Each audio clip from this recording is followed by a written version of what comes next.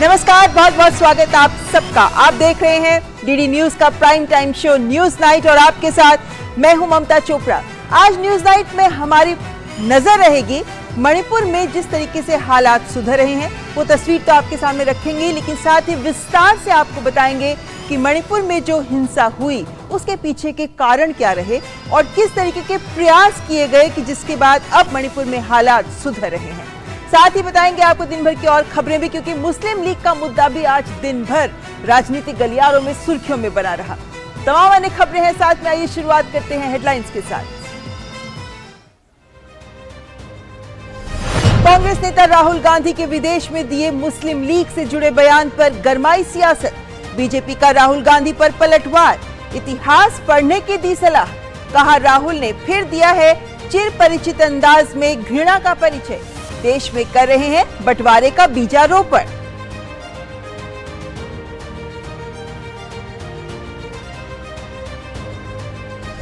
केंद्रीय गृह मंत्री अमित शाह के दौरे के बाद शांति की राह पर मणिपुर।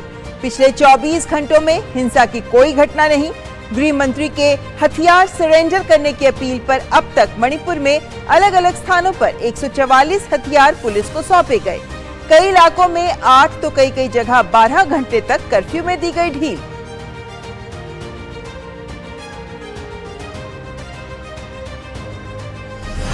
केंद्रीय गृह मंत्री अमित शाह ने की मॉनसून पूर्व बाढ़ प्रबंधन की तैयारियों की समीक्षा के लिए उच्च स्तरीय बैठक में जल शक्ति मंत्री गजेंद्र सिंह शेखावत, केंद्रीय गृह सचिव और एनडीएमए निदेशक सहित तमाम उच्च अधिकारी रहे मौजूद।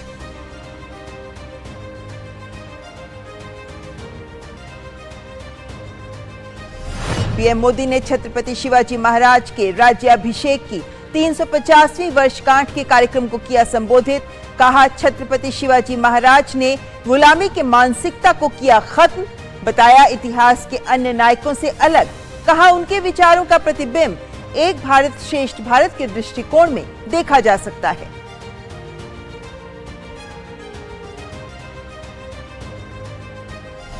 मोदी सरकार के 9 साल पूरा होने के मौके पर केंद्रीय मंत्रियों की प्रेस कॉन्फ्रेंस। टेलीकॉम और आईटी मंत्री अश्विनी वैष्णव ने गिनाई अपने मंत्रालय की उपलब्धियां। कहा 9 साल में देश में हुए व्यापक बदलाव, तकनीक की पहुंच सभी तक हुई। केंद्रीय मंत्री डॉक्टर जितेंद्र सिंह ने कहा सेवा के ये 9 साल अपने आप में नया अध्याय।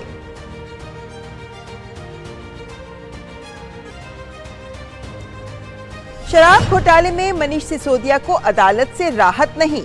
ईडी से जुड़े मामले में कोर्ट ने न्यायिक हिरासत की अवधि 6 जुलाई तक बढ़ाई।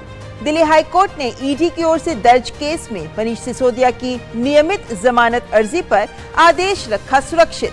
सिसोदिया को पुलिस की निगरानी में 10 से शाम 5 बजे तक पत्नी से मिलने की इजाजत।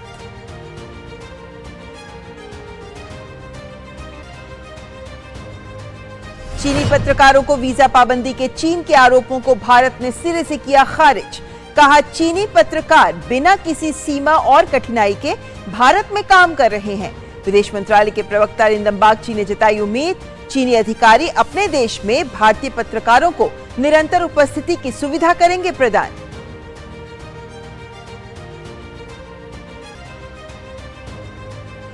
खेलो इंडिया यूनिवर्सिटी गेम्स में आज भारतीय विद्यापीठ यूनिवर्सिटी ने रग्बी में जीता स्वर्ण पदक, तो बैडमिंटन में दिल्ली विश्वविद्यालय की दीपशिखा और काव्या की जोड़ी ने जमाया स्वर्ण पदक पर कब्जा।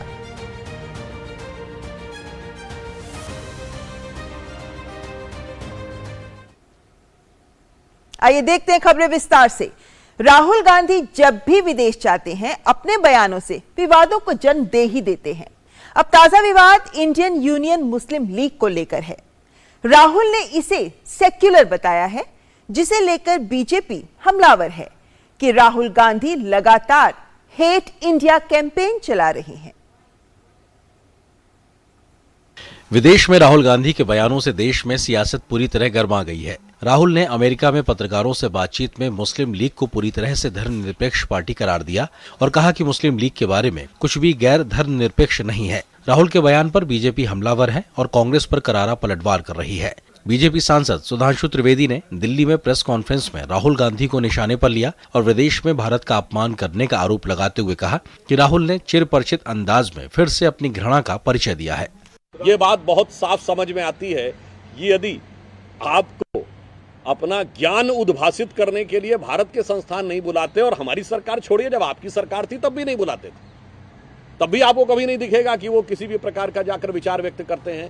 फिर ये विदेश में कौन से संस्थान हैं, उनको कौन से लोग प्रायोजित करते हैं, और फिर ये कौन सी नियोजित भाषा का आप प्रयोग करते हैं, मेरे विचार से देश इस बात को समझता है। सुधांशु त्रिवेदी ने कहा कि राहुल को पहले इतिहास को पढ़ना चाहिए और फिर बोलना चाहिए। उन्होंने कहा कि कांग्रेस पहले मुस्लिम लीग को भाजपा से जोड़ती थी और राहुल अब कुछ और ही राग अलाप रहे हैं। ऑल इंडिया मजलिसे इत्तिहादुल मुसलमीन के साथ अविभाजित आंध्र प्रदेश में सरकार चला चुके हैं, ये भी सेकुलर है। फुरफुरा शरीफ के गद्दी नशीब पीरजादा अब्बास सिद्दीकी के साथ बंगाल में गठबंधन कर चुके हैं, वो भी सेकुलर है। सिमी एक सांस्कृतिक संगठन है, पीएफआई एक सांस्कृतिक संगठन है, वो भी सेकुलरिज्म के प्रतीक हैं। और कांग्रेस पार्टी की जो ये सोच है, जो राहुल गांधी वहां पर व्यक्त कर रहे हैं, इस सोच के अनुसार तो बड़े से बड़े आतंकवाद के आरोपी भी सिर्फ भटके हुए नौजवान हैं। तमाम केंद्रीय मंत्रियों और बीजेपी के तमाम नेताओं ने भी राहुल पर निशाना साधा और कहा कि राहुल गांधी लगातार हेट इंडिया कैंपेन चला रहे हैं। वे मोहब्बत के बाजार में नफरत के सौदागर बन गए हैं। बीजेपी का कहना है कि राहुल गांधी ये कहकर बंटवारे का बीजारोपण कर रहे हैं।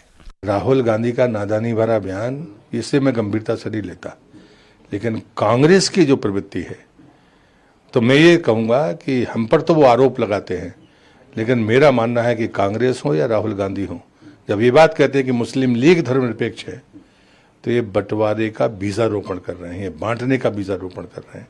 ये आरोप नहीं है, और ये मानसिकता ज्यादा खतरनाक है। उनकी आत्मा में जिन्ना रहता है, और हिंदी समझ में ना आए तो रूह में रहता है जिन्ना कांग्रेस के या राहुल गांधी के, ये ज्यादा खतरनाक है। बहुत ही दुखद है। विदेशी धरती पर जाकर इस प्रकार की बयानबाजी को कभी देश के लोग स्वीकार नहीं करेंगे। राहुल गांधी जी तो देश का नया इतिहास लिखना चाहते हैं। अब जो है ये एक नाम से पार्टी, और उसी नाम के लिए उसने काम करा, आजादी से पहले भी और आजादी के बाद भी। अब ये कुछ अंतर्राष्ट्रीय मुस्लिम नेताओं के प्रभाव के कारण इस प्रकार की बातें कर रहे हैं। हालांकि कांग्रेस राहुल गांधी का बचाव करने में लगी है। जिस इंडियन मुस्लिम लीग को, जो मुख्यतः केरल में है, राहुल गांधी जी ने कहा है ये वो इंडियन मुस्लिम लीग है, जब बंटवारा हो रहा था तो पाकिस्तान जाने का उसने विरोध किया था और यहीं हिंदू रहे थे। अमेरिका के दौरे पर गए कांग्रेस नेता राहुल गांधी के बयानों पर विवाद का सिलसिला जारी है। पहले प्रधानमंत्री नरेंद्र मोदी पर टिप्पणी, फिर देश में मुसलमानों की स्थिति को लेकर बयान, और अब मुस्लिम लीग पर बयान। Bureau report, DD news. तो राहुल गांधी के बयान से एक बार फिर गरमाई सियासत। केंद्र सरकार ने 9 सालों में विभिन्न क्षेत्रों में विकास की कई पहल की हैं, जिन्हें देश की जनता के समक्ष रखने के लिए सभी केंद्रीय मंत्री प्रेस कॉन्फ्रेंस कर रहे हैं। आज केंद्रीय रेल, टेलीकॉम और आईटी मंत्री अश्विनी वैष्णव ने और कार्मिक और प्रशिक्षण विभाग संभाल रहे केंद्रीय मंत्री डॉक्टर जितेंद्र सिंह ने अपने अपने मंत्रालयों से जुड़ी तमाम उपलब्धियों की जानकारी साझा की। केंद्र की नरेंद्र मोदी सरकार ने सत्ता में 9 साल पूरे कर लिए हैं। सरकार के 9 साल की उपलब्धियों को लेकर तमाम केंद्रीय मंत्री लगातार प्रेस कॉन्फ्रेंस कर रहे हैं और जनता को सरकार के कामों की जानकारी दे रहे हैं। इसी कड़ी में शुक्रवार को केंद्रीय रेल, टेलीकॉम और आईटी मंत्री अश्विनी वैष्णव ने दिल्ली में एक प्रेस कॉन्फ्रेंस की और अपने मंत्रालय से जुड़ी तमाम उपलब्धियों की जानकारी साझा की। उन्होंने कहा कि पिछले 9 वर्षों में देश में अभूतपूर्व परिवर्तन आया है और रेल विभाग में व्यापक बदलाव हुए हैं। उन्होंने कहा, न केवल स्टेशन बदले हैं, बल्कि यात्री सुविधाएं भी बढ़ी हैं और ट्रेनों की सुरक्षा भी और ज्यादा पुख्ता हुई है। ट्रेन ठीक टाइम पे चलने लगी है। एक पैसेंजर को ध्यान में रखते हुए किस तरह से रेलवे के स्टाफ का बिहेवियर होना चाहिए, उस पर फोकस हुआ है। जितने आईटी सिस्टम्स है वो सारे के सारे आईटी सिस्टम्स में एक मैसिव चेंज करा गया है। सिग्निफिकेंट और परमानेंट फीचर अब बन गया है, वो है रेलवे की सफाई, स्टेशंस का रीडेवलपमेंट। आप सबने देखे स्टेशन के फोटोग्राफ्स, किस तरह से काम चल रहा है। अभी as we speak about 270 stations पे एक साथ काम चल रहा है। अभी रेलवे का विद्युतीकरण, अगर हम 2014 से पहले का पीरियड देखें, कुल मिला के जहां 21,000 किलोमीटर 60 साल में हुआ था, उसकी जगह उसके कंपैरिजन में पिछले 9 साल में 37,000, कहाँ 21,000 60 साल में, कहाँ 37,000 9 सालों में। उन्होंने कहा कि टेलीकॉम सेक्टर काफी तेजी से बढ़ रहा है और तकनीक की पहुंच सभी तक है। उन्होंने 4G और 5G तकनीक का जिक्र किया और कहा कि हिंदुस्तान ने 4G और 5G तकनीक बनाई है। आज टेलीकॉम सेक्टर एक vibrant, growing, innovation driven sector की तरह उभर के आया है। आज हिंदुस्तान ने जो टेक्नोलॉजी बनाई है 4G 5G की, मोदी जी की स्पष्ट विजन के कारण एकदम क्लियर, वेरी क्लियर, एक फॉलो अप, कंटिन्यूअस, कई तरह की बाधाएं आई, लेकिन उन बाधाओं को उन्होंने दूर किया और टेक्नोलॉजी बनी है 4G 5G की। अगले साल 1.5 साल के अंदर अंदर बड़े बड़े समृद्ध देशों में भी हिंदुस्तान की टेक्नोलॉजी, टेलीकॉम टेक्नोलॉजी से उनके टेलीकॉम सेक्टर में काम होगा। केंद्रीय मंत्री डॉक्टर जितेंद्र सिंह ने प्रशासनिक सुधार और लोक शिकायत विभाग की ओर से आयोजित एक वेबिनार में हिस्सा लिया। मोदी सरकार के 9 साल पूरा होने के अवसर पर उन्होंने कहा कि सेवा के 9 साल अपने आप में नया अध्याय हैं। There have been number of success stories. The CP Grams is one. We just had about 2 lakh complaints being lodged before 2014. We have now nearly 20 lakh. It's gone up 10 times because we've been prompt, we've been responsive, we have been following the timelines, and of late we also have introduced a human interface in the form of a help desk who talks to the complainant, so that we not only dispose of the grievance, we also try to check whether the complainant is satisfied to a reasonable extent or not, and then try to counsel him. कार्मिक और प्रशिक्षण विभाग संभाल रहे केंद्रीय मंत्री doctor Jitendra Singh ने कहा कि 2014 से पहले विभाग के पास सिर्फ 2 लाख शिकायतें थी, पर अब CPGRAMS यानी centralised public grievances redress and monitoring system पर 20 लाख शिकायतें हैं। जितेंद्र सिंह ने कहा कि एस्पिरेशनल डिस्ट्रिक्ट्स दुनिया में कहीं भी ये एक अनूठा प्रयोग था। गौरतलब है कि 9 साल के मौके पर तमाम केंद्रीय मंत्री प्रेस कॉन्फ्रेंस कर रहे हैं, तो बीजेपी भी मेगा जनसंपर्क अभियान में जुटी है। शैलेंद्र मिश्रा और निशांत सौरभ के साथ ब्यूरो रिपोर्ट, DD न्यूज। और अब बात मनीष सिसोदिया की। दिल्ली के पूर्व उप मुख्यमंत्री मनीष सिसोदिया के आबकारी नीति मामले की शुक्रवार को हाई कोर्ट और राउज एवेन्यू कोर्ट में सुनवाई हुई, जहां हाई कोर्ट ने मनीष सिसोदिया की नियमित जमानत अर्जी पर आदेश सुरक्षित रखा और पुलिस की मौजूदगी में पत्नी से मिलने की अनुमति दे दी। तो वहीं राउज एवेन्यू कोर्ट में अगली सुनवाई 6 जुलाई तक होगी और तब तक सिसोदिया की न्यायिक हिरासत बढ़ा दी गई है। दिल्ली के आबकारी घोटाले में पूर्व उप मुख्यमंत्री मनीष सिसोदिया को राहत मिलती नहीं दिख रही है। शुक्रवार को मनीष सिसोदिया की ईडी से जुड़े मामलों में वीडियो कॉन्फ्रेंसिंग के जरिए राउज एवेन्यू कोर्ट में पेशी हुई। कोर्ट ने न्यायिक हिरासत की अवधि 6 जुलाई तक बढ़ा दी है। CBI से जुड़े मामले में उनकी न्यायिक हिरासत पहले ही 6 जुलाई तक बढ़ी है। वहीं हाई कोर्ट ने मामले में ईडी की ओर से दर्ज केस में मनीष सिसोदिया की नियमित जमानत अर्जी पर आदेश सुरक्षित रख लिया। साथ ही अदालत ने शनिवार को मनीष सिसोदिया को पुलिस की निगरानी में सुबह 10 बजे से शाम 5 बजे तक उनकी पत्नी से मिलने की इजाजत दी है। मनीष सिसोदिया ने अपनी पत्नी की खराब सेहत का हवाला देते हुए 6 हफ्ते की अंतरिम जमानत मांगी थी। कोर्ट ने साफ कहा है कि मुलाकात के दौरान वे अपने घर वालों के अलावा किसी और से बात नहीं करेंगे। इसके अलावा कोर्ट ने ये शर्त भी लगाई है कि वो मीडिया से भी दूर रहेंगे, मोबाइल फोन या इंटरनेट का इस्तेमाल भी नहीं करेंगे। अदालत ने सिसोदिया के साथ आम आदमी पार्टी के कम्युनिकेशन इंचार्ज विजय नायर की जमानत अर्जी पर भी आदेश सुरक्षित रखा है।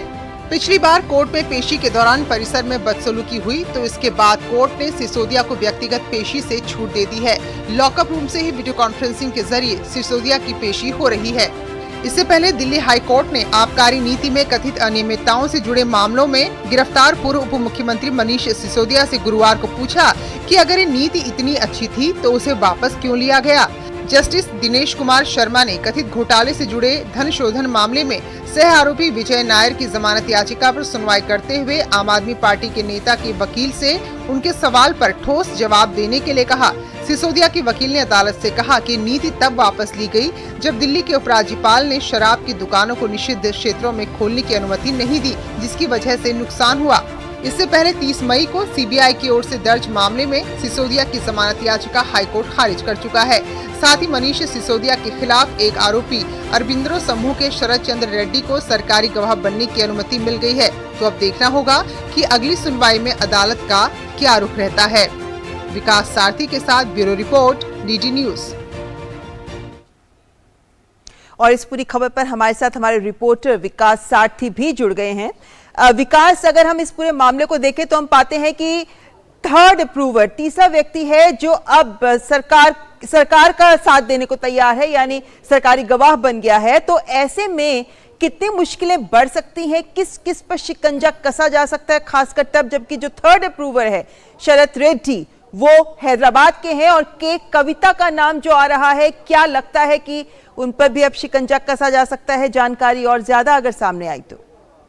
जी ममता, ऐसा लगता है कि मनीष सिसोदिया की मुश्किलें जल्दी ख़त्म होती नहीं दिख रही, क्योंकि अगर आप देखें तो दिनेश अरोड़ा के बाद अब शरद रेड्डी भी तैयार हो गए हैं अप्रूवर बनने के लिए और कोर्ट ने उनको अनुमति भी दे दी है। इससे उनकी दिक्कतें इस तरह से बढ़ सकती हैं। ये दोनों बिजनेसमैन हैं जिनका ये दावा है कि मनीष सिसोदिया से उनकी बातचीत हुई थी और जो पूरी पॉलिसी बनी थी, एक्साइज पॉलिसी, उसमें क्या क्या उसका बैकग्राउंड था, आखिर इस पॉलिसी को क्यों बनाया गया, क्यों मार्जिन बढ़ाया गया रिटेलर्स का और होलसेलर्स का। दूसरी बात यहाँ पर यह है कि जब ज़मानत में को लेकर के जब भी वो कोर्ट पहुँचे हैं तो लगातार उनको निराशा ही हाथ लगी है। केवल अब देखें, एक दिन के लिए ज़मानत उनको दी गई है, अंतरिम ज़मानत, और कल कुछ घंटों के लिए वो अपनी पत्नी से मिल पाएंगे। तो ये बहुत फौरी एक रिलीफ है। हालांकि वो 6 हफ्ते की ज़मानत मांग रहे थे, लेकिन कोर्ट जैसे कि पहले भी टिप्पणी कर चुका है, चाहे आप सीबीआई के मामले में हाई कोर्ट के आदेश को देखें जिसमें कोर्ट ने कहा कि वो मेरिट्स पर अभी कमेंट नहीं कर रहे हैं क्योंकि इससे आगे अपील के समय पूरा मामला प्रभावित हो सकता है। लेकिन दिल्ली हाई कोर्ट ने ये कहा सीबीआई के मामले में कि उन्हें लगता है कि अगर मनीष सिसोदिया को ज़मानत दी जाती है तो इससे असर पड़ सकता है ट्रायल पर, वो गवाहों को प्रभावित कर सकते हैं, वो एविडेंस के साथ छेड़छाड़ कर सकते हैं। और अगर आप ईडी की चार्जशीट देखें तो उसमें भी लगातार ईडी ने यही आरोप लगाए हैं कि खास बात यह है कि जिस दिन एलजी ने जो फाइल भेजी थी सीबीआई जांच की रिकमेंडेशन को लेकर के, उसी दिन मनीष सिसोदिया ने अपने एक फ़ोन को नष्ट किया। तो ईडी की जो सप्लीमेंट्री चार्जशीट है उसमें काफ़ी गंभीर आरोप हैं और यही वजह है कि कोई भी कोर्ट उन्हें अभी किसी भी तरह की राहत नहीं दे रहा है। और शरद रेड्डी जब बन गए हैं, सवाल भी अगला ये खड़ा होता है कि पहले लोअर कोर्ट ने बेल से मना कर दिया, उसके बाद राउज एवेन्यू कोर्ट ने तो किया ही, लेकिन साथ ही हाई कोर्ट ने भी अब हालांकि अपना आदेश सुरक्षित रख लिया है, लेकिन जिस तरह के कमेंट्स अदालत की ओर से किए गए, खासकर इस बात को लेकर सवाल उठाया गया कि अगर ये आबकारी नीति सही थी तो फिर इसे वापस क्यों लिया गया। तो क्या कहीं ये भी माना जा सकता है कि जिस तरीके के सवाल लगातार उठाते जा रहे हैं, चाहे आम आदमी पार्टी की बात करें, सिसोदिया की बात करें, जो सवाल पूछे जाते रहे हैं, कहीं ना कहीं अदालत भी उन्हीं सवालों को उठा रही है इस मामले में? जी ममता, देखिए, कोर्ट का ऑब्जर्वेशन ये रहा है कि जब उनको पूछताछ के लिए कहा गया ईडी की तरफ से, वो शामिल हुए, उन्होंने बहुत संतोषजनक जवाब नहीं दिए हैं। ये लोअर कोर्ट के ऑब्जर्वेशन रहे हैं मनीष सिसोदिया को लेकर के। और जब सीबीआई के मामले में दिल्ली हाई कोर्ट ने उनकी जमानत की याचिका रद्द की है तो आप माने कि ईडी में मिलने की जो संभावना है वो और कम हो जाती है, क्योंकि ईडी के मामले में जो बेल देने के जो प्रोविजंस हैं वो कहीं ज़्यादा सख्त हैं। लगातार एक ट्रिपल टेस्ट होता है जिसमें ये बात कही जाती है कि क्या जो आरोपी है वो भाग सकता है, क्या वो ट्रायल का सामना करने से बचना चाहता है, या वो गवाहों को प्रभावित कर सकता है। ये ट्रिपल टेस्ट जिसको बोलते हैं, उसमें वो लगातार फेल होते रहे, क्योंकि ये बात एजेंसी सीबीआई और ईडी इस बात को लगातार उठाती रही है कि अगर आप उनके कंडक्ट को देखें, पिछले फोन्स को नष्ट करना, कुछ सवालों का संतोषजनक जवाब ना देना, उनका ये कहना कि मुझे याद नहीं है इतनी पुरानी बातें, तो ये सब चीज़ें जो हैं वो उनके खिलाफ जा रही हैं और इसीलिए ईडी के मामले में बेल मिलेगी इसकी संभावना काफ़ी कम लग रही है। जी, तो देखना होगा कि मामला क्या रुख लेता है। फिलहाल बहुत बहुत शुक्रिया विकास सारथी, इस खबर पर ये समान सवाल, तमाम विचार हमारे साथ साझा करने के लिए शुक्रिया। और यहाँ रुकेंगे एक ब्रेक के लिए, आप देखते रहें न्यूज़ नाइट।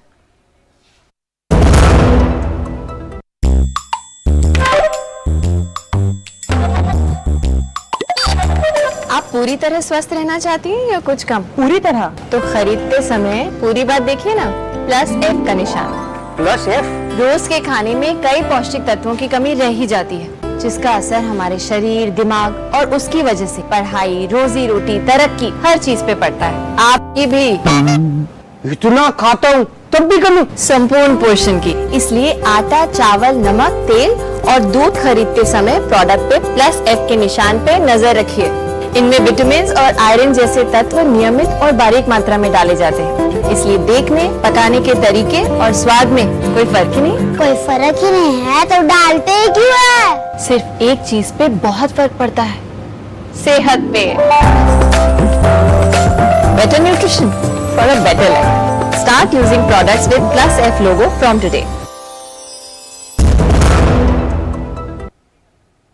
और ब्रेक के बाद आइए रुक कर लेते हैं मणिपुर की खबर का, क्योंकि मणिपुर राज्य 3 मई को शुरू हुई हिंसा के दौर से उबर रहा है। केंद्रीय गृह मंत्री अमित शाह के दौरे और उस दौरान लिए गए शांति प्रयास जमीन पर अब असर दिखा रहे हैं। आज कई क्षेत्रों में कर्फ्यू में ढील दी गई और वहीं उपद्रवियों से मुख्य धारा में शामिल होने का आह्वान और गृह मंत्री की हिंसक गुटों को चेतावनी के बाद आज बड़ी संख्या में हथियार सरेंडर किए गए। पूर्वोत्तर राज्य मणिपुर में हालात धीरे धीरे सामान्य होते जा रहे हैं। केंद्रीय गृह मंत्री अमित शाह के सीधे मोर्चा संभाल लेने के बाद राज्य में हिंसा की घटना में तेजी से कमी आई है। उन्होंने अपने दौरे के दौरान विभिन्न समुदायों और अलग अलग संगठनों से मुलाकात की थी, जिसके बाद शांति स्थापित करने में तेजी आई है। केंद्रीय गृह मंत्री ने राज्य में सभी से शांति बरतने और उपद्रवियों से मुख्य धारा में शामिल होने का आह्वान किया था, जिसके बाद बड़ी संख्या में हथियार रखने वाले लोगों ने आत्मसमर्पण किया। जिनके पास हथियार हैं वो हथियार सभी लोग सरेंडर करें, अदरवाइज सरेंडर नहीं करेंगे तो बाद में उसमें कठोर कार्रवाइयां होने की संभावना रहेगी और जिसके परिणाम काफ़ी सीरियस आगे चल के हो सकते हैं। उस अपील के तहत पिछले उनके जाने के बाद अभी तक 144 वेपन और उनके साथ 11 मैगजीन पूरे मणिपुर में सरेंडर की गई हैं। इम्फाल पश्चिम और इम्फाल पूर्व में 12 घंटे तो विष्णुपुर, जिरीबाम, चूरा चांदपुर और चंदेल में 8 घंटे तो कुछ जगहों पर 11 घंटे की कर्फ्यू में ढील दी गई। हिंसा के मामले में 65 लोग गिरफ्तार किए गए हैं, जबकि 98 लोगों की हिंसा में जान गई है। बड़ी संख्या में लोग राहत शिविरों में रह रहे हैं और यहां रहने वाले लोगों को सभी सुविधाएं दी जा रही हैं। रिलीफ कैंप में 37,450 लोग हैं, जिसमें करीब 272 रिलीफ कैंप चल रहे हैं और स्टेट गवर्नमेंट ने उनकी जिम्मेदारी ली है और सभी कैंपों में समान रूप से खाने पीने की व्यवस्था और मेडिकल फैसिलिटीज मुहैया कराई जा रही हैं। केंद्रीय गृह मंत्री ने अपने दौरे में उपद्रवियों से कहा था कि अगर सरेंडर नहीं किया तो एक्शन लिया जाएगा। उन्होंने 3 दिनों तक हिंसाग्रस्त क्षेत्रों का दौरा किया था। राज्य के कैबिनेट मंत्रियों समेत हर समुदाय के साथ उनकी बैठकें हुई थी। इसके साथ ही गृह मंत्री ने सभी लोगों से शांति बनाए रखने की अपील की थी। उन्होंने कहा था कि अफवाहों पर कतई ध्यान न दें, अब राज्य में स्थिति ठीक है। हम सबको विश्वास है कि जल्द ही यहाँ पे मणिपुर में पीस आएगा। ये अच्छा कदम है, मैं मानता हूँ और आशा करता हूँ होम मिनिस्टर साहब मैटर का क्रुक्स भी जाए। हम लोग विश्वास है कि उसने दिए हम लोग को प्रॉमिस, ये जल्द से जल्द शांति होगा और नॉर्मलसी लाएगा, हम पूरा विश्वास। बदले हालात में लोग भी अब सुकून की जिंदगी जीना चाहते हैं। इस समय हम लोग इम्फाल ईस्ट में हैं और केंद्रीय गृह मंत्री अमित शाह ने कहा था कि मणिपुर में पेट्रोल और रसोई गैस की कोई किल्लत नहीं होगी। आज यहाँ पर देखा जा रहा है कि पेट्रोल पंप जो है खुल गए हैं और ये भी कहा था केंद्रीय गृह मंत्री ने कि अब जो है यहाँ पर 15 से अधिक ऐसे पेट्रोल पंप होंगे जिनमें 24 घंटे पेट्रोल मिलेगा। एक बूंद पेट्रोल मिलना मुश्किल हो गया था, तो उस वजह से ये जो सुविधा जो दे रहा है बहुत अच्छा है, तो हम इसका सराहना करते हैं। इमरजेंसी आएंगे तो पेट्रोल नहीं होगा तो जाने का दिक्कत है, पेट्रोल नहीं मिलेगा तो अभी हम लोग पेट्रोल 24 आवर मिलेंगे तो हम जाने की दिक्कत भी नहीं पड़ेगी।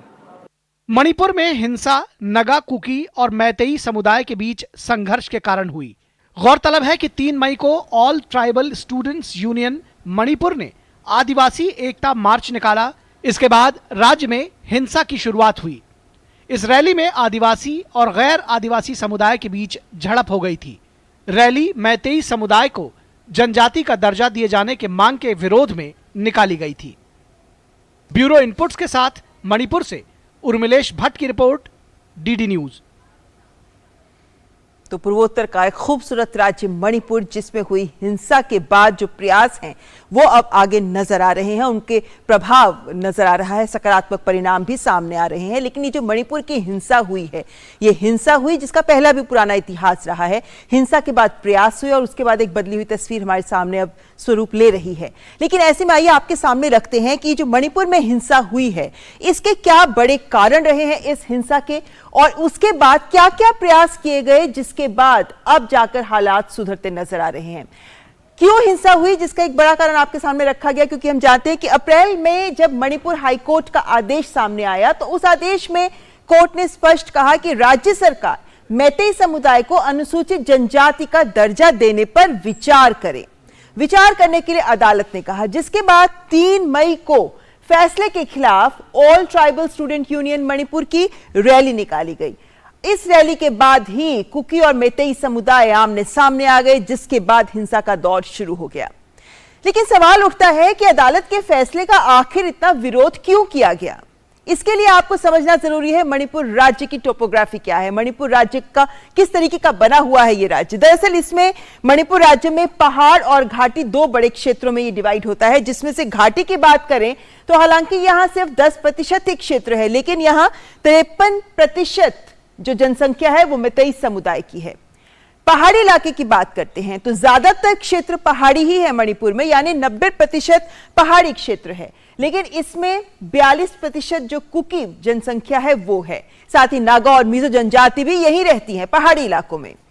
ऐसे में मैतेई समुदाय को अनुसूचित जनजाति में शामिल करने की जो ये मांग है, ये मैतेई समुदाय पहले भी करता आ रहा है, लेकिन इसी मांग का नागा कुकी की तरफ से विरोध किया जा रहा है। वो इसलिए कि फिलहाल घाटी में रहने वाले लोग पहाड़ी इलाकों में जमीन नहीं खरीद सकते, लेकिन अगर मैतेई समुदाय को अनुसूचित जनजाति का दर्जा मिला तो फिर वो ये जमीन खरीद पाएंगे, जिसका मतलब है कि राज्य में जमीन के अधिकारों को लेकर संघर्ष बढ़ने का खतरा स्पष्ट है। तो ऐसे में कहीं ना कहीं इसी प्रभुत्व को ही बचाने का एक प्रयास, जिसकी वजह से ये हमने हिंसा सामने देखी। लेकिन कुछ अन्य कारण भी हैं जिनको आपके सामने रखना चाहेंगे। एक अन्य कारणों में महत्वपूर्ण कारण है कि म्यांमार से गैर कानूनी घुसपैठ, ये बहुत जरूरी है क्योंकि म्यांमार से जो लोग आ रहे हैं वो जंगली इलाकों में, जंगल के इलाकों में ही बस रहे हैं, वहां वो सरकारी जमीन पर कब्जा कर रहे हैं, जंगल की जमीन पर कब्जा कर रहे हैं। लेकिन जो म्यांमार से लोग आ रहे हैं उनका कुकी समुदाय के साथ एक तरीके से साझा रिश्ते रहे हैं, जिसकी वजह से कुकी समुदाय इनके ऊपर जो ठोस कदम सरकार के द्वारा उठाए जा रहे हैं उनके खिलाफ आवाज उठा रहा है। एक और बड़ा कारण, राज्य सरकार द्वारा ड्रग माफिया पर लगाम। पहाड़ों पर अफीम की बड़े स्तर पर खेती की जाती है, इस अफीम की खेती को ही सरकार रोक रही है, जिसके लिए फसलें नष्ट की जाने की भी बात की जा रही है। लेकिन साथ ही साथ इसको जो कुकी समुदाय है वो इसको अपने सामने इस तरीके से रोजगार का खतरा मान रहा है, ये एक बड़ा कारण भी रहा है।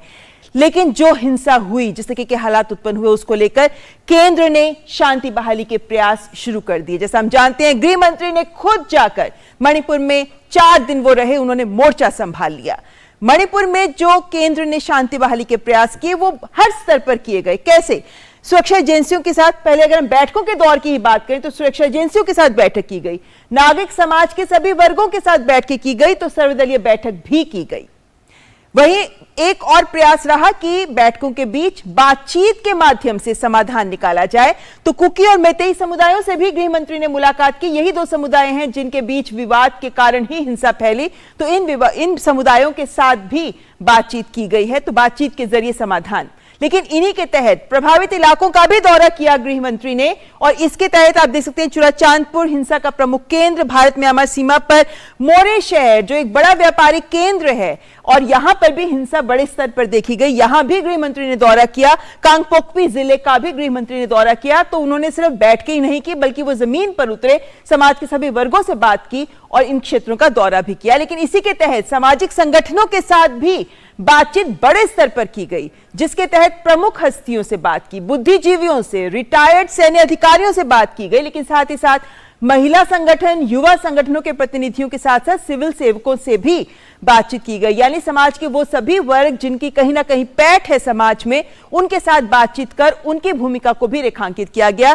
तो सुरक्षा बलों को भी सख्त संदेश दिए गए, जिसमें सख्त निर्देश के तहत शांति भंग करने वालों से कड़ाई से निपटा जाए, ये स्पष्ट संदेश, ये स्पष्ट निर्देश सुरक्षा बलों को दिया गया, जिसका प्रभाव भी हमको जमीन पर देखने को मिला। इसमें हम जानते हैं कि जो गृह मंत्री ने जब ये तमाम बैठकें की तो उसके बाद निकल कर आया एक शांति का फॉर्मूला। उस शांति के फॉर्मूले के बड़े बिंदु आपके सामने, क्योंकि उन्हीं का आने वाले दिनों में प्रभाव भी हमें नजर आएगा। इसमें उनसे पहली बात, हिंसा की जांच की जानी चाहिए, तो हाईकोर्ट के रिटायर्ड जज की अध्यक्षता में इस जांच को किया जाए। साथ ही 6 केस की जांच सीबीआई को सौंपने की बात, और इंटर एजेंसी यूनिफाइड कमांड, यानी किसी खास वर्ग के साथ कोई फेवरेटिज्म ना हो, किसी की अनदेखी ना हो, एक न्यूट्रल व्यू के साथ आगे बढ़ा जाए, इसी के लिए यूनिफाइड कमांड की बात है। लेकिन साथ ही शांति के फॉर्मूले के तहत शांति समिति का गठन, जिसमें उद्योगपति, खिलाड़ी, चुने हुए प्रतिनिधि, नागरिक समाज के लोग सभी इसमें शामिल हो, ताकि सभी शांति के लिए प्रयास कर सके। इसके साथ साथ पीड़ितों को मुआवजा, क्योंकि जो लोग हिंसा से पीड़ित हैं उन्हें भी मुआवजा चाहिए, तो 10-10 लाख रुपए का मुआवजा देने की बात की गई, साथ में नौकरी का भी आश्वासन दिया गया। लेकिन इस सबके साथ जिन लोगों की संपत्ति का नुकसान हुआ उनके लिए राहत और पुनर्वास पैकेज की भी घोषणा अब जल्द ही केंद्र सरकार की ओर से की जाएगी। तो वहीं साथ में हिंसक गुटों को भी चेतावनी दी गई है। तो आप देख सकते हैं हर स्तर पर बात की गई है, काम किया जा रहा है, चेतावनी दी गई है कि जो हथियारों की लूटपाट की गई वो तमाम हथियार वो सरेंडर करें, वापस करें। साथ ही कॉम्बिंग ऑपरेशन, पुलिस शुक्रवार से कॉम्बिंग ऑपरेशन शुरू करने के बाद होगा यह कि अगर किसी के पास अब भी हथियार मिले तो उनके खिलाफ कठोर कानूनी कार्रवाई की जाएगी। ये चेतावनी भी केंद्र सरकार की ओर से दी गई है, और यही कारण हम देख रहे हैं कि कैसे आज विभिन्न हिंसक गुट जो हैं उन्होंने हथियारों के साथ समर्पण भी किया। और यह दिखाता है कि जो प्रयास गृह मंत्री, जिस तरीके के प्रयास केंद्र सरकार की ओर से किए गए हैं, अब वो प्रभाव दिखा रहे हैं। और यही कारण है कि आज जब विभिन्न क्षेत्रों में 8 से 12 घंटे तक के कर्फ्यू में ढील दी गई तो कहीं से भी हिंसा की कोई खबर नहीं आई। ऐसे में आइए इसी मुद्दे पर चर्चा करते हैं। इसी से जुड़ा हमारा विशेष जो कहता है, मणिपुर सुधरते हालात से जगती उम्मीद। तो मणिपुर के जो हालात सुधर रहे हैं उनसे किस तरह की उम्मीद बन रही है, और जो प्रयास किए जा रहे हैं इस हालात सुधारने के लिए वो भी कितने व्यवहारिक, कितने व्यापक। इस पर चर्चा के लिए हमारे साथ जुड़े हुए हैं पीके मिश्रा जी, जो एडीजी बीएसएफ रह चुके हैं, सीनियर फेलो है वीआईएफ के। मिश्रा जी, आपका भी स्वागत। हमारे साथ दीपक दीवान जी भी जुड़े हुए हैं, जो पूर्वोत्तर के ही वरिष्ठ पत्रकार हैं। मैं दोनों मेहमानों का मैं स्वागत करती हूं। नमस्कार। पीके मिश्रा जी, चूंकि हम जानते हैं कि ये जातीय हिंसा, इसको नाम दिया गया है कि उग्रवादी हिंसा नहीं, ये जातीय हिंसा का मामला है मणिपुर में जो हिंसा देखी गई है। हम ये भी जानते हैं कि हर स्तर पर सुरक्षा बल, क्योंकि सीमाई क्षेत्र है, म्यांमार से सीमा जुड़ती है और चुनौतियां वहां से भी सुरक्षा की आती हैं।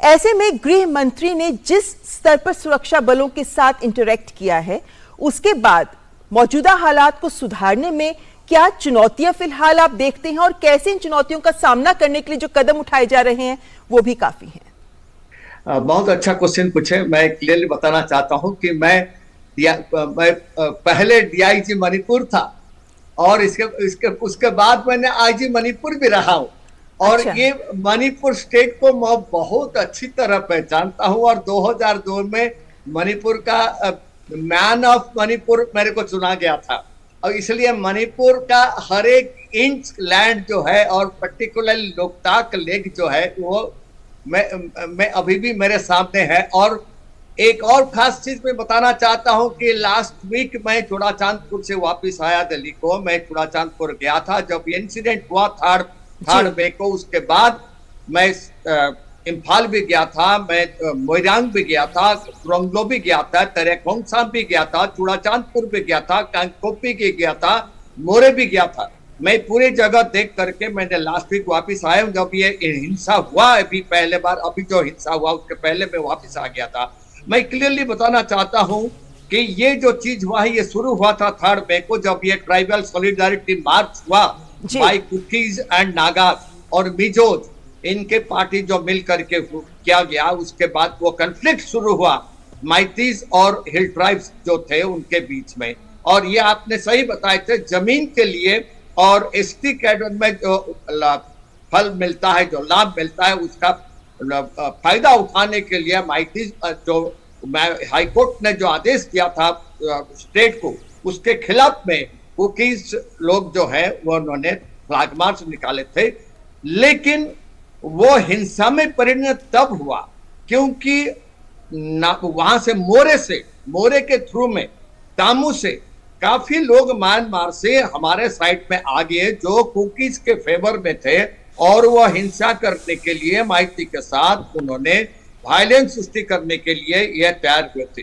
मैं क्लियरली बताना चाहता हूं कि मणिपुर और म्यांमार का बॉर्डर जो है इसमें सिर्फ 10 किलोमीटर का फेंसिंग हुआ है और बाकी जो है पूरा खुला है, हिल एरिया है और उसमें जंगल भी है, और उसमें म्यांमार से काफी उग्रवादी और काफी ड्रग्स और काफी वेपन्स वहां से भी आता है जो कि चाइना के थ्रू से सप्लाई होता है। और ये मैं बताना चाहता हूं कि अभी जो अमित शाह जी का विजिट हुआ था, मैं इनके विजिट से पहले मैं वापस आ गया था थोड़ा चांदपुर से, और ये बहुत फलप्रद रहा। आप देखिए कि एक दिन में 144 वेपन, पर्टिकुलरली आप देखिए उसमें LMG है, 303 है, AK है, 9M पिस्टल है। अब 144 वेपन के साथ जो कुकी नेशनल आर्मी का जो मिलिटेंट्स है वो सरेंडर किया है। तो आपको लगता है कि ये जो इतने सारे हथियारों के साथ सरेंडर किया जाना, आपको लगता है ये एक बड़ी उपलब्धि है? गृह मंत्री की यात्रा के बाद जो माहौल बदला है उसका एक प्रभाव ये नजर आता है। यहाँ पर दीपक, इस वक्त मैं दोनों मेहमानों को रोकना चाहूंगी, फिलहाल एक ब्रेकिंग न्यूज आ रही है, पहले हम उसका रुख करना चाहेंगे। प्रधानमंत्री नरेंद्र मोदी अपनी इस महीने होने वाली अमेरिका यात्रा के दौरान अमेरिकी संसद के संयुक्त सत्र को संबोधित करेंगे। प्रतिनिधि सभा और सेनेट के शीर्ष नेताओं ने एक बयान में कहा है, अमेरिकी प्रतिनिधि सभा और सेनेट के नेतृत्व की ओर से 22 जून को आपको कांग्रेस संसद की एक संयुक्त बैठक को संबोधित करने के लिए आमंत्रित करना हमारे लिए सम्मान की बात है। ये दूसरा मौका है जब प्रधानमंत्री अमेरिकी संसद के संयुक्त सत्र को संबोधित करेंगे। हमारे संवाददाता सुधाकर इस वक्त हमारे साथ जुड़े हुए हैं। सुधाकर, प्रधानमंत्री की अमेरिका यात्रा को लेकर लगातार इस बात को लेकर उत्सुकता बनी हुई है कि क्या क्या कार्यक्रम प्रधानमंत्री के वहां रहेंगे, लेकिन ये एक बड़ी खबर है कि संयुक्त सत्र को संबोधित करेंगे प्रधानमंत्री एक बार फिर। बिल्कुल, देखिए बहुत महत्वपूर्ण और बहुत बड़ी खबर, और कह सकते हैं भारत के लिए एक बहुत बड़ा सम्मान। जिस तरह से एक तरह से बाईपार्टीसन पॉलिटिक्स एक तरह से कह सकते हैं, भारत के प्रति जो सम्मान है, भारत की जो दोस्ती है उसके प्रति सम्मान दिखाते हुए, और खासतौर से प्रधानमंत्री के नरेंद्र मोदी के नेतृत्व में जिस तरह से भारत तरक्की के एक नित नए मुकाम हासिल कर रहा है। हम जानते हैं कि भारत अमेरिकी संबंध बीते कुछ वर्षों में बहुत बेहतर हुए हैं, और उन तमाम चीज़ों के मद्देनजर रखते हुए हम जानते हैं पीएम मोदी का जून में अमेरिका का दौरा होने वाला है, और हाउस ऑफ रिप्रेजेंटेटिव और सीनेट की तरफ से, और जिसमें डेमोक्रेट्स और रिपब्लिकन दोनों ही पार्टियों के नेताओं ने इनविटेशन पर हस्ताक्षर किए हैं। उनकी तरफ से प्रधानमंत्री नरेंद्र मोदी को ये इनविटेशन, ये निमंत्रण दिया गया है। और जाहिर तौर पर आपने कहा ममता, ये दूसरी बार होगा। साल 2016 में पहली बार प्रधानमंत्री मोदी ने जो अमेरिकी संसद है उसके संयुक्त सत्र को संबोधित किया था, और ये दूसरा मौका है जब पीएम मोदी अमेरिकी संसद के संयुक्त सत्र को संबोधित करेंगे। और बहुत महत्वपूर्ण भारत अमेरिकी संबंधों के लिहाज से भी कह सकते हैं इस पूरे मौके को। ममता जी बिल्कुल सुधाकर, और ऐसे में जबकि हम ये मानते हैं कि क्योंकि इस तरीके का सम्मान हर किसी को नहीं दिया जाता, ऐसे में अमेरिका अगर ये सम्मान प्रधानमंत्री को एक बार फिर दे रहा है कि वो संयुक्त सत्र को संबोधित करें, तो कहीं ना कहीं ये वैश्विक मंच पर भारत के बढ़ते कद को भी दर्शाता है। बिल्कुल, देखिए आप देखिए अभी हाल ही में प्रधानमंत्री मोदी की मुलाकात अमेरिकी राष्ट्रपति से हुई थी। अब हमने देखा G7 सम्मेलन के दौरान जापान में, और उसी दौरान जब क्वाड का शिखर सम्मेलन हुआ था, तो किस तरह से वो तस्वीरें पूरी दुनिया ने देखा जब राष्ट्रपति जो बाइडेन खुद अपनी सीट से उठकर चलकर आए, पीएम मोदी को उन्होंने हक किया, उनसे गले मिले, तो उस तस्वीरों को पूरी दुनिया ने देखा। लेकिन ये तस्वीर एक केमिस्ट्री जो प्रधानमंत्री मोदी ने, और देखिए ये तस्वीर चाहे कोई भी दल का शासन हो, अमेरिका में हमने देखा कि साल 2014-15 जब भी प्रधानमंत्री मोदी गए हैं किस तरह से उनका अमेरिका में स्वागत हुआ है। तो जो आज प्रधानमंत्री मोदी के रूप में भारत के रूप में एक दुनिया को उम्मीद दिख रही है, हम कह सकते हैं कि उस उम्मीद का एक प्रतिकृति है, उसकी छवि यहाँ दिख रही है जब उनको इसके लिए इनविटेशन दिया गया है। और निश्चित तौर पर आज जब भारत के भविष्य, भारत के नेतृत्व की बात होती है तो भारत को एक सॉल्यूशन प्रोवाइडर के तौर पर जाना जाता है। दुनिया की समस्याओं को एक सुलझाने वाले नेता के तौर पर भारत को और प्रधानमंत्री मोदी को जाना जाता है। जिस तरह से क्लाइमेट चेंज का मुद्दा हो या फिर दुनिया में किसी भी तरह का एक तरह से जी, हम जानते हैं कि वैश्विक चुनौतियों के समाधान के लिए भारत को एक महत्वपूर्ण पक्ष के रूप में देखा जाता है और ये विभिन्न बहुपक्षीय मंचों पर सुधाकर हम लगातार इस बात को देखते भी रहे हैं कि किस तरीके से भारत को एक ग्लोबल साउथ की आवाज नहीं, बल्कि चाहे हम यूक्रेन युद्ध की बात करें या तमाम अन्य मसलों की या पर्यावरण की बात करें, भारत ने भी आगे बढ़कर नेतृत्व क्षमता का परिचय दिया है, महत्वपूर्ण पहल भी की है जो विश्व के सामने है। तो सुधाकर, ऐसे में इस तरीके का अमेरिका के द्वारा इस तरीके का सम्मान प्रधानमंत्री को दिया जाना, क्योंकि अमेरिका की सोच, अमेरिका की रणनीति में भारत की महत्ता को भी दर्शाता है ये पहल, क्योंकि जब अमेरिका कोई निर्णय लेता है तो उसके पीछे जाहिर है कि वो अपना महत्व देखते हैं, लेकिन साथ ही भारत का वैश्विक मंच पर बढ़ते कद के साथ साथ वैश्विक समस्याओं में समाधान के एक महत्वपूर्ण पक्ष के रूप में देखे जाने के साथ साथ अमेरिका के लिए भी भारत का एक महत्वपूर्ण सहयोगी होना ये दर्शाता है। बिल्कुल, सबसे पहले बात ममता, एक दुर्लभ सम्मान है दूसरी बार अमेरिकी संसद को संबोधित करने का इनविटेशन मिलना, जिसमें दोनों ही चाहे रिपब्लिकन्स हो चाहे डेमोक्रेट्स हो उनकी सहमति से। तो एक तरह से हमने देखा कि अभी उनका जो क्राइसिस चल रहा था उसको सुलझाने में किस तरह से उनको दिक्कत आई, लेकिन जब प्रधानमंत्री मोदी को निमंत्रण देने की बात आती है तो दोनों दलों की एक ही राय है, भारत को लेकर एक ही राय है। और जिस तरह से भारत में लोकतंत्र हो चाहे दुनिया में लोकतंत्र को मजबूत करने की बात आती है तो प्रधानमंत्री मोदी की एक बहुत बड़ी भूमिका है। और हम लगातार बात कर रहे हैं कि सॉल्यूशन प्रोवाइडर किस तरह से पीएम मोदी के नेतृत्व में भारत बना है। हमारे साथ अमृतपाल भी हैं और बहुत करीब से डिप्लोमेटिक मामलों पर नजर रखते हैं। किस तरह से अमृत, पहली प्रतिक्रिया, आप इस बड़ी खबर को देखते हैं? देखिए, प्रधानमंत्री का किसी भी वर्ल्ड लीडर का यूएस कांग्रेस को एड्रेस करना, और जैसे आप कह रहे थे कि एक बायपार्टिसन जो केविन मैकार्टी ने चिट्ठी लिखी है उसमें चार्ल्स शोमा जो कि मेजॉरिटी लीडर हैं सेनेट के, उनके सिग्नेचर हैं, जो हाउस के हकीम जेफरी हैं डेमोक्रेटिक लीडर हैं, उनके सिग्नेचर हैं, मिच मैकॉनेल के सिग्नेचर हैं। तो बेसिकली एक बायपार्टिसन सपोर्ट, जिसका मतलब ये है कि चाहे राष्ट्रपति ट्रंप यूएस को लीड करें या डेमोक्रेट से जो बाइडेन लीड करें। जब डेमोक्रेट्स आए थे तो ये कहा जा रहा था कि ये आशंकाएं जताई जा रही थी कि डेमोक्रेट्स इंडिया को लेके क्रिटिकल हैं, या यूएस की कुछ रिपोर्ट्स आती हैं रिलीजियस फ्रीडम एटसेट्रा को लेकर, पर ये क्लियरली संबोधित करता है, दर्शाता है कि यूएस इंडिया की जो एक विजन है पूरी दुनिया के लिए, और इसका थीम जो है वो यही है, the vision of prime minister Modi for both US and India. तो सुधाकर, मेरा ख्याल है कि वो वैल्यू करते हैं कि भारत की लीडरशिप इस वक्त, भारत एज जिस लेवल पे एज अ नेशन, और उसमें प्रधानमंत्री मोदी का जो एक रोल है उस लेवल पर आना, एक ग्लोबल स्टेज पर आना, तो वो इसको एक हेफ्ट देता है।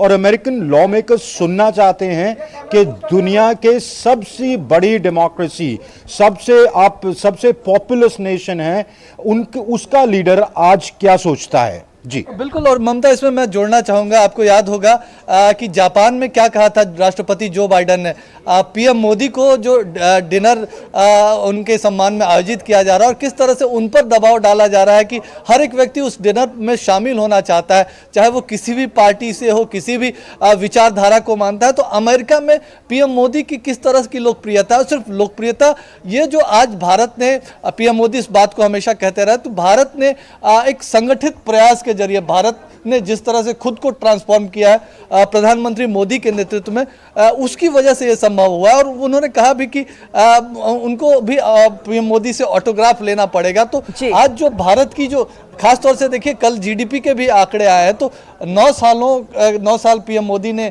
अपने गवर्नमेंट के पूरे किए हैं। उस मौके पर इस तरह का इन्विटेशन मिलना, दूसरी बार ये सम्मान मिलना, उसको कैसे देखते हैं अमृत? देखिए, आप इस स्थिति में हैं कि आप फास्टेस्ट ग्रोइंग इकोनॉमी हैं दुनिया की, या फास्टेस्ट ग्रोइंग इकोनॉमी जब कि दुनिया डाउन टर्न पे है, जर्मनी रिसेशन में चला गया, साउथ कोरिया की फैक्ट्री एक्टिविटीज़ देख लें, जापान की फैक्ट्री एक्टिविटीज़ देख लें। आज जब यूएस कांग्रेस ने पास किया वो डेट सीलिंग बिल, तो दुनिया की मार्केट्स ने, जिसे अंग्रेजी में कहते हैं, दे हीव्ड अ साई ऑफ रिलीफ। आप ग्रो कर रहे हैं, आप एक बहुत बड़ी मार्केट हैं। आप आज जो गजलर्स थे इंजन्स, ग्रोथ इंजन्स के, वो आज आपके पास आके कह रहे हैं कि पैंडेमिक में, वॉर में के दौरान भी आप ग्रो कैसे कर रहे हैं। और आप उस दुनिया आपको तभी ग्लोबल फोरा पे बुलाती है अगर आपके पास कुछ रेजिलिएंट स्ट्रेंथ्स हों। ऐसे तो नहीं है कि G7 ने कहा कि जी इनको भी बुला लें।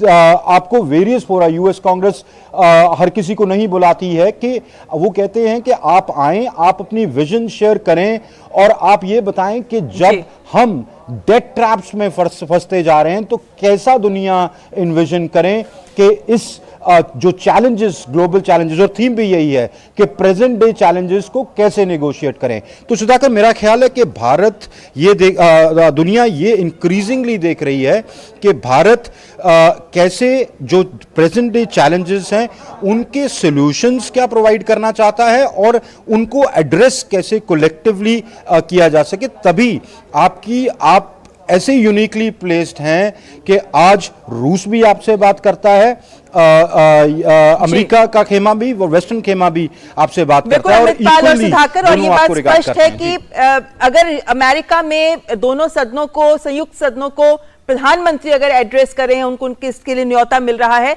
तो ये भारत के लिए, भारतवंशियों के लिए जो अमेरिका में है, और भारत के लिए तो ये गर्व की बात है ही। फिलहाल बहुत बहुत शुक्रिया सुधाकर और अमृतपाल हमारे साथ जुड़ने के लिए। और एक बार फिर रुख कर लेते हैं मणिपुर का। और जैसा कि हम बात कर रहे थे, मणिपुर में अब हालात सुधर रहे हैं। हमारे साथ दो विशिष्ट मेहमान जुड़े हुए हैं, पीके मिश्रा जी और दीपक दीवान जी। दीपक जी, चूंकि आप एक वरिष्ठ पत्रकार हैं जो पूर्वोत्तर को काफी लंबे समय से देखते आ रहे हैं, ऐसे में जिस तरीके के नागरिक समाज को, सिविल सोसाइटी को लेने की, साथ लेकर चलने की बात की गई है, जिस तरीके से गृहमंत्री ने सबके साथ बैठकें की हैं, इस मौजूदा समस्या को लेकर, चूंकि जातीय संघर्ष बोला जा रहा है, नागरिक समाज की भूमिका कितनी महत्वपूर्ण, कैसे उन्हें सामने आना होगा कि वो इस समस्या से पार पा सके? देखिए, सबसे पहले तो मैं बताना चाहूँगा कि ये लॉ एंड ऑर्डर जो है, ये स्टेट गवर्नमेंट की रिस्पॉन्सिबिलिटी है। अब केंद्रीय गृह मंत्री को वहाँ क्यों जाना पड़ा? क्योंकि वहाँ की सरकार असफल रही लॉ एंड ऑर्डर मेंटेन करने में, इसीलिए गृह मंत्री को वहाँ जाना पड़ा। जो काम चीफ मिनिस्टर को नहीं कर पाए 26 दिन में, वो जाके गृह मंत्री ने किया। दूसरी बात आपको एक बताऊं, ये जो हमारे सीडीएस भी वहाँ गए हुए थे, चीफ ऑफ डिफेंस स्टाफ, उन्होंने कहा ये जो वहाँ हिंसा हो रही है, ये it has nothing to do with insurgency. क्योंकि मैते लोग ब्लेम कर रहे हैं, वहाँ जो सस्पेंशन ऑफ ऑपरेशन में कुकी मिलिटेंट जिनकी बातचीत चल रही है उनको ब्लेम कर रहे हैं, और कुकीज ब्लेम कर रहे हैं कि मणिपुर कमांडोज पब्लिक के साथ मिलकर हमला कर रहे हैं। तो ये एक पूरा अविश्वास का जो माहौल है उसको दूर करने के लिए होम मिनिस्टर को वहाँ जाना पड़ा। और आप जो आज जो वेपन सरेंडर हुए हैं, ये के लिए किसी मिलिटेंट्स नहीं दिए हैं हथियार, ये जनरल पब्लिक जो इम्फाल एरिया में मैतेई लोग हैं, जो मॉब था जो इसमें सक्रिय हुए थे, उन्होंने 9 police establishment including the police training academy, महिला पुलिस स्टेशन, वहाँ 9 जगह रेड करके सारे वेपन्स लेके ये लोग चले गए थे, ऑटोमेटिक वेपन। उसमें कल जब गृह मंत्री जी ने इम्फाल में घोषणा की कि मैं आपको 24 घंटे देता हूँ, 2 तारीख तक आप ये अपने जो वेपन हैं आपके पास हैं, आप जमा करा दीजिए, तो हम कुछ एक्शन नहीं लेंगे, उसके बाद हम लोग सर्च ऑपरेशन करेंगे। देखिए, साधारण जनता के पास वेपन जाना एक बड़ी खतरनाक सिचुएशन है, क्योंकि देखिए Manipur is already insurgency infested. वहाँ नागा से आपकी बातचीत चल रही है, कुकीज से बातचीत चल रही है। मैतेई जो आउटफिट हैं उनसे कोई बातचीत नहीं हो रही, वो बातचीत के लिए तैयार नहीं होते, वो सब म्यांमार में बैठे हुए हैं, म्यांमार से ऑपरेट करते हैं। इस तरह की सिचुएशन का कोई भी फ़ायदा ले सकता है, क्योंकि देखिए ये जो हमारे मैते मिलिटेंट्स हैं ये सब चाइना के ट्रेंड हैं। सबसे पहले जो PLA था, पीपल लिबरेशन आर्मी, वो सबसे पहले सक्रिय हुआ था मणिपुर में 1979-80 के टाइम। उस टाइम भी ऐसी सिचुएशन हुई थी कि पुलिस स्टेशन से वो वेपन चुरा लेते थे, तो सारे पुलिस स्टेशन से वेपन्स इकट्ठे करके एक सिक्योर जगह में रखे गए थे, मुझे याद है अच्छी तरह से। तो इस हालात में चीफ मुख्यमंत्री को क्योंकि वो मैते समुदाय से हैं, उनको और ज़्यादा एफर्ट करने चाहिए थे कि न्यूट्रल होके उभरे और लोगों को कॉन्फिडेंस में ले पाएं। यानी आपका ये कहना है जी, आपका मतलब है कि मुख्यमंत्री नहीं कर पाए, इसलिए केंद्रीय सरकार को ये पहल करनी पड़ी, गृह मंत्री को खुद जाकर वहां हालात संभालने पड़े, जो संभलते नजर भी आ रहे हैं। लेकिन वक्त थोड़ा कम है, PK मिश्रा जी बहुत संक्षेप में कि इस तरीके से, जबकि हम ये जानते हैं कि हथियारों का सरेंडर किया जा रहा है, यूनिफाइड कमांड बनाकर एक विश्वास बहाली का एक वो भी प्रयास है, वो पहलू भी कितना महत्वपूर्ण है जो अब हालात को और बेहतर तरीके से नियंत्रित करने में सफल होगा? देखिए मिस्टर अमित शाह जी, हमारा गृह मंत्री उधर जाकर के यूनिफाइड कमांड जैसे कश्मीर में है उसी टाइप का यूनिफाइड कमांड वहां पर खोले हैं, और उसमें कुलदीप सिंह जी जो है एक्स DG CRPF, वो वहां पर यूनिफाइड कमांड का कोऑर्डिनेटर के रूप में कार्य करते हैं, और पूरे जो डिफेंस के एस्टेब्लिशमेंट्स हैं, जो पैरामिलिट्री फोर्स के हैं, जो STF हैं और जो मणिपुर पुलिस के हैं, ये सभी के सभी जो है उनके अंडर में रहेंगे और कोऑर्डिनेटेड ऑपरेशन चलेगा। और ये बहुत बड़ी चीज है, और उसी के लिए जो उपलब्धि हुआ है, जो तो वेपन्स जो सरेंडर कर रहे हैं, ये सिर्फ इसी के लिए। और मैं बताना चाहता हूं कि कुकी नेशनल आर्मी के KNA के तकरीबन 33 मिलिटेंट्स को मार दिया गया हुआ है ऑपरेशन में, क्योंकि उनके पास हथियार था।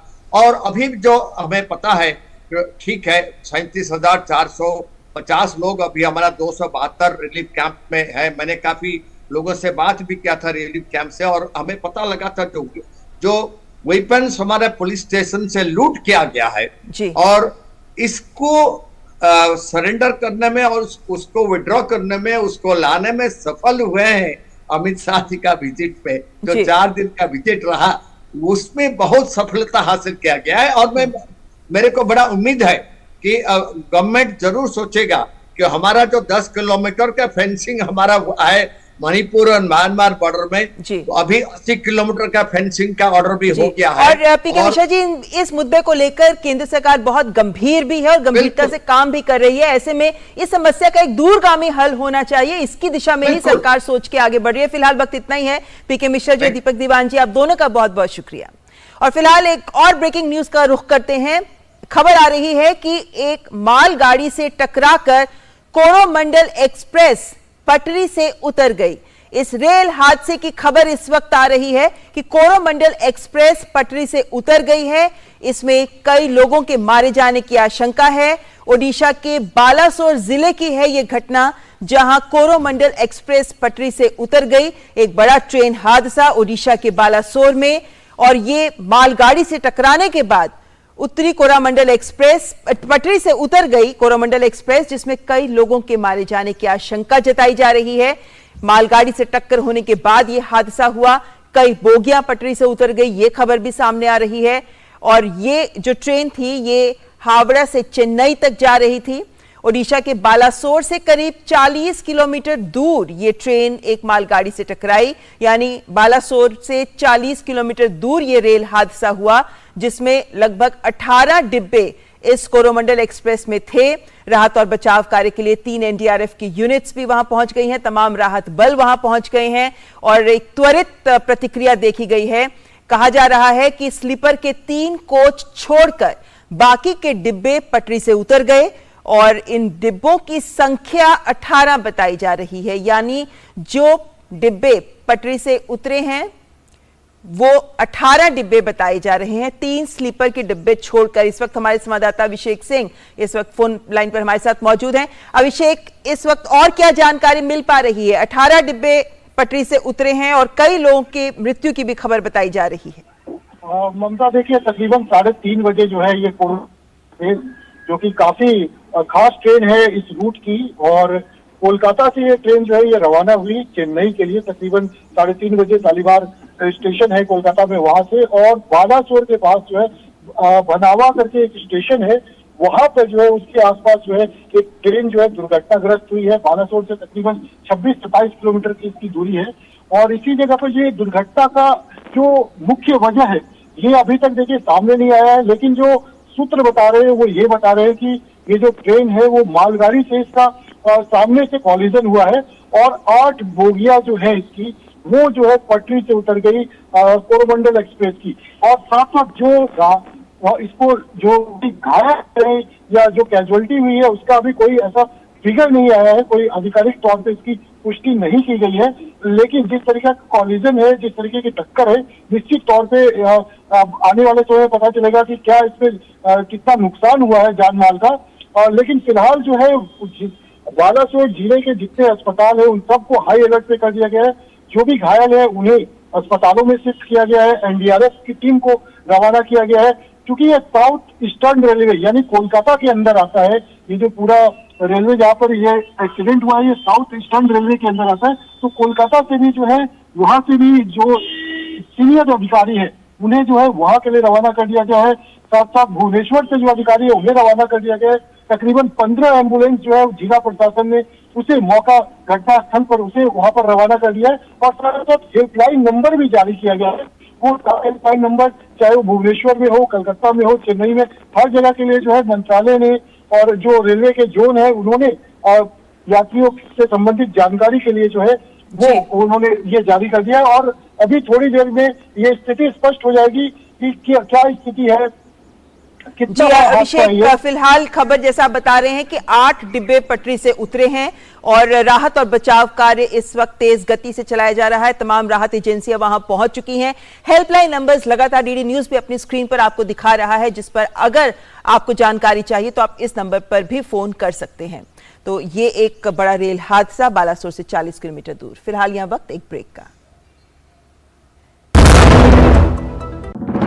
प्रधानमंत्री श्री नरेंद्र मोदी की अगुवाई में देश को खुले में शौच से मुक्त बनाने के लिए 2014 में आरंभ किया गया स्वच्छ भारत मिशन न केवल एक जन आंदोलन बना, बल्कि इसे विश्व की बड़ी व्यवहार परिवर्तन योजना का गौरव भी मिला।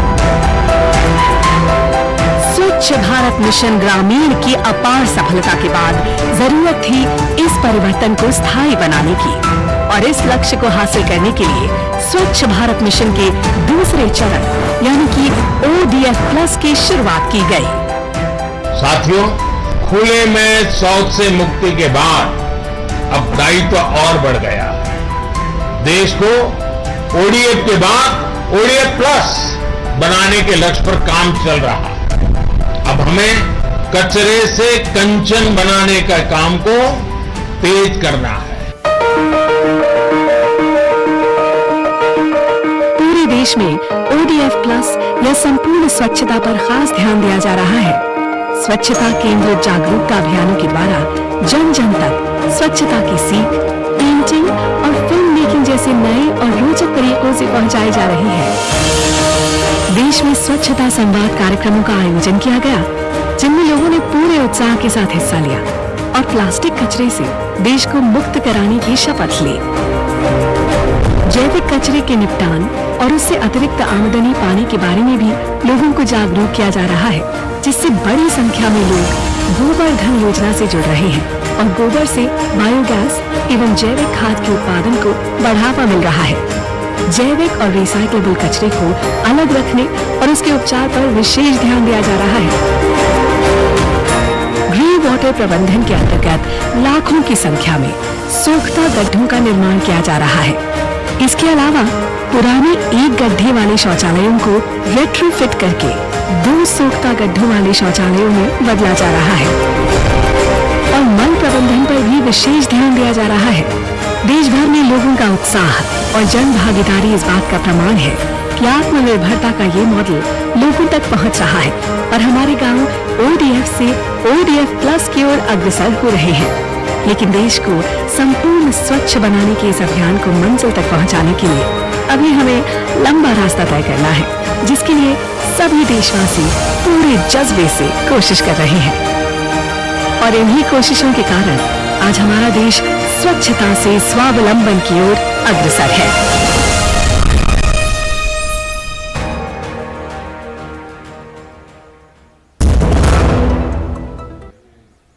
और न्यूज नाइट के अंत में खबरें खेल जगत से। आप देखिए स्पोर्ट्स रैप। हमारी पूरी टीम को दीजिए इजाजत। नमस्कार।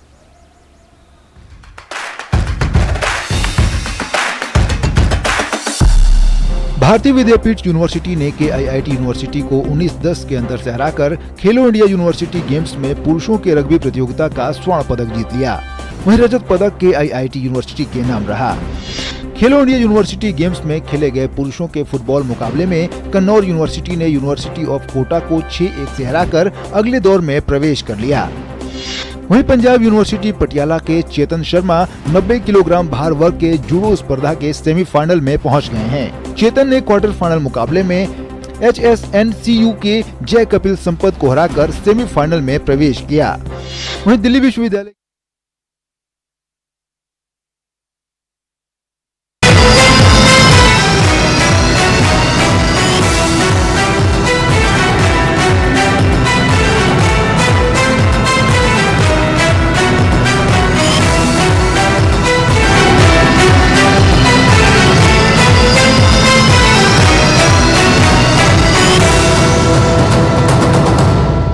न्यूज नाइट के प्रायोजक थे LIC, हर पल आपके साथ, और वंडर सीमेंट, जब दिल में हो जज्बात तभी होती है एक परफेक्ट शुरुआत।